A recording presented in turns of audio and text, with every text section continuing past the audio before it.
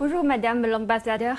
Merci tout d'abord pour votre interview avec CGTN français. Comme nous le savons, dans le cadre du Forum sur la coopération sino-africaine et de l'initiative La Ceinture et la Route, la Guinée et la Chine ont coopéré étroitement dans de nombreux domaines. Pourriez-vous nous dire quelle est la situation actuelle de la coopération sino-guinéenne et comment voyez-vous cette coopération? La coopération entre la Guinée et la Chine a été, est et sera toujours au beau fixe. La Chine a joué un rôle crucial dans le développement des infrastructures en Guinée. Et la Chine évolue dans plusieurs projets de construction des routes, des ponts, des aéroports, qui sont des initiatives ou des actions, je veux dire, qui contribuent à améliorer la connectivité et à stimuler le développement socio-économique de mon pays. Nous avons le projet Simandou. Le projet Simandou est l'un des plus grands gisements de minerais de fer au monde. L'exploitation de ces gisements pourrait avoir un impact significatif sur l'économie guinéenne et stimuler la croissance du secteur minier tout en créant des emplois. Vous savez, la Chine a contribué à la construction du barrage de Kalita. Le barrage hydroélectrique de Kalita est un projet majeur en Guinée. Et vous savez, qui parle d'énergie, parle de développement.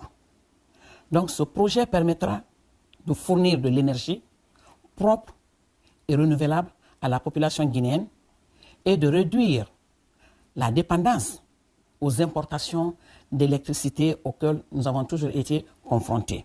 Que signifie pour vous le concept de communauté de destin Chine-Afrique et quelles sont vos attentes et vos suggestions sur la construction d'un niveau plus haut de cette communauté de destin Chine-Afrique? Je crois que, comme vous l'avez bien dit, la Chine et l'Afrique ont en commun le destin, l'avenir, le passé et le présent. Comme vous le savez, la Chine partage beaucoup de choses avec l'Afrique. Et sur le plan politique, et sur le plan économique, et sur le plan socio-culturel. Nous sommes avec la Chine dans les instances internationales. La Chine est avec nous dans la recherche de notre développement. Nous sommes avec la Chine, ça fait 65 ans, depuis 1959. Nous avons partagé l'histoire.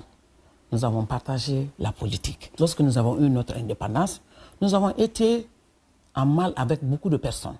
Beaucoup de pays nous ont lâchés, mais la Chine nous a tenu la main. Et avec la Chine, nous avons commencé à construire notre destin. Avec la Chine, nous avons commencé à être vraiment indépendants. La Chine a fait beaucoup de réalisations chez moi. Donc ce concept-là, je crois qu'il est clair, il est net, il est ambitieux. Nous avons commencé ensemble, nous allons terminer ensemble. Ça, nous allons partager ce destin. C'est pourquoi nous avons établi avec la Chine un partenariat gagnant-gagnant. Dans tout ce que nous faisons, on gagne, la Chine gagne. Ce qui veut dire que nous avons un destin que nous allons partager ensemble jusqu'à la fin des temps.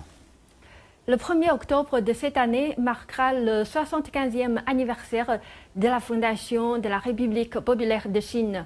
Que pouvez-vous dire du développement et des changements survenus en Chine pendant ces 75 années?